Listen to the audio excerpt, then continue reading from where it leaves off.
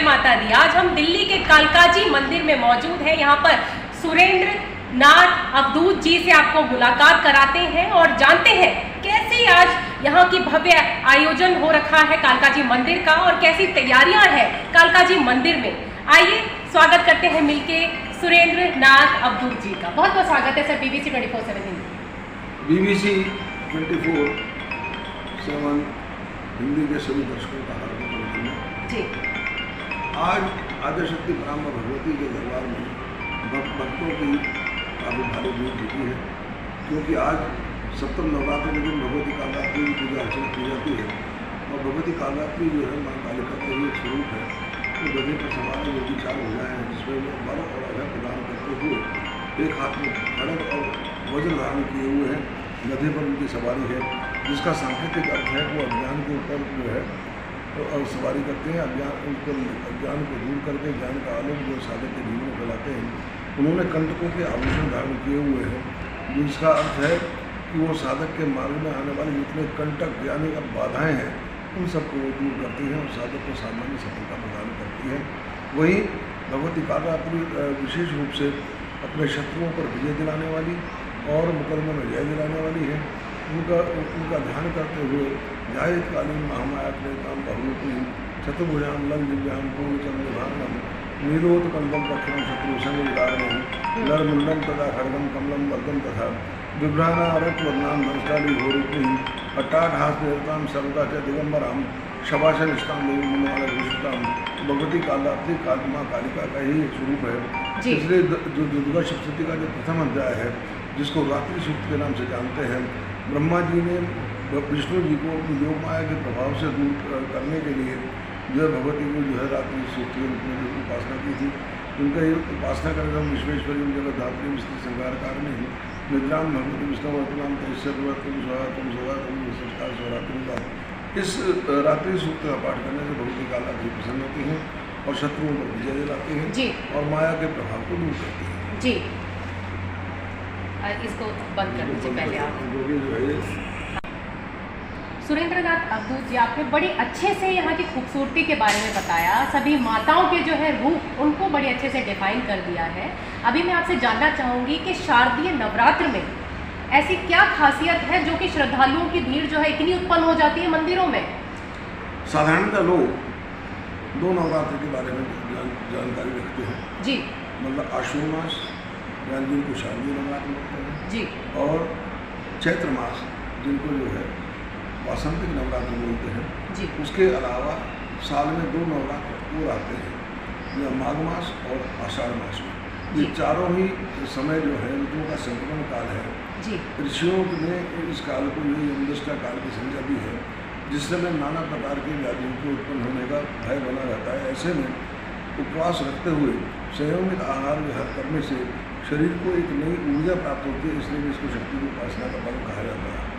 नवरात्र का पावन अवसर शक्ति की उपासना का विशेष पर्व है। इस समय एक और आध्यात्मिक दृष्टि से ब्रह्मांड में बनने वाले विशिष्ट योगों के कारण इस समय की गई पूजा अर्चना विशेष फलदायी होती है।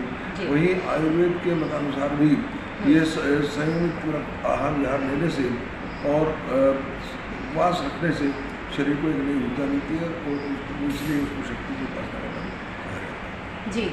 तो आज जैसे कि सप्तमी है, तो कैसा मतलब दर्शकों का कैसा लगा हुआ है ताता? आज आपने देखा भी होगा। अगर आप बाहर जाकर देखेंगे तो आद्यशक्ति पराम्बा भगवती कालिका के पीठ में मध्य रात्रि से ही लगातार भक्तों की भारी भीड़ जो है माँ के दर्शन करने के लिए उमड़ रही है। और आज और कल यानी अष्टमी के दिन विशेष रूप से कालिका पीठ में भक्तों में भारी भीड़ जुटेगी और वो दर्शन करके अपने आप को कृतज्ञ माँ का लाभ करते हैं, माँ का आशीर्वाद प्राप्त करते हैं और ऐसी कामना करते हैं कि आद्यशक्ति पराम्बा भगवती उनकी पुकार को सुनेगी और उनकी मनोकामना को पूर्ण करेगी, क्योंकि भगवती कालिका का पीठ जो मनोकामना सिद्धपीठ के नाम से भी सुविख्यात है। इसलिए भी इसको यहाँ पर की गई पूजा अर्चना विशेष फलदायी होती है जी। यहाँ पर बोलते हैं कि यहाँ पर जो है सभी की मनोकामनाएं पूरी होती आते हैं तो कालकाजी मंदिर में। इसके लिए हमें मंदिर के थोड़े से ऐतिहासिक पृष्ठभूमि की तरफ जाना पड़ेगा।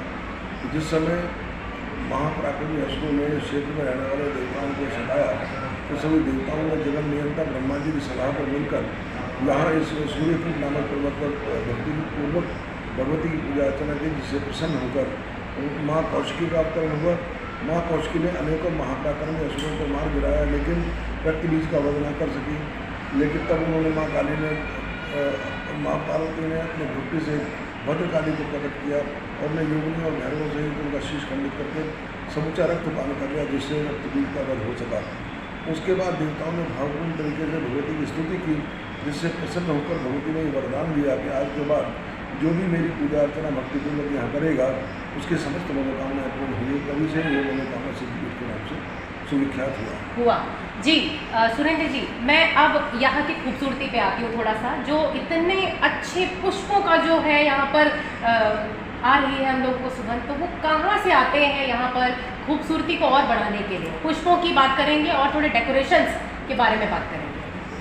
देखिए, आदिशक्ति बराबर भगवती के जितने भक्त हैं वो श्रद्धालु जी माँ के प्रति जो है विशेष आस्था रखते हैं और उन सबके मन में भाव होता है कि आदिशक्ति बराबर भगवती के दरबार को जितना खूबसूरती से सजाया जा सके और जितना सुगंधित पुष्पों से सज्जा की जा सके उतना ही अच्छा होता है। तो भक्त लोग मिलकर जो माँ भगवती की इस दरबार को सजाते हैं जी, और वही आपके सामने प्रतिरक्षित होता है, यानी आपको दिखाई दे रहा है।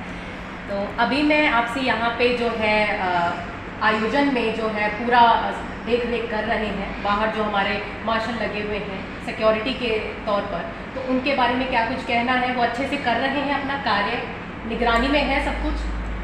लेकिन नवरात्र के अवसर पर मंदिर परिसर के अंदर ही जो है पुलिस चौकी का निर्माण कर दिया जाता है जी, जिसमें दिल्ली पुलिस के जवान के साथ साथ CRP, CISF, सिविल डिफेंस और जो हमारे स्वयं सेवक हैं वो भी दिन रात भक्तों को सुचारू रूप से दर्शन कराने में संलग्न रहते हैं जी, तो व्यवस्था की दृष्टि से जो CCTV लगाए गए हैं जी, ताकि जो सब पर नजर रखी जा सके और कोई जी। अपनी घटना घटित ना हो। ना हो।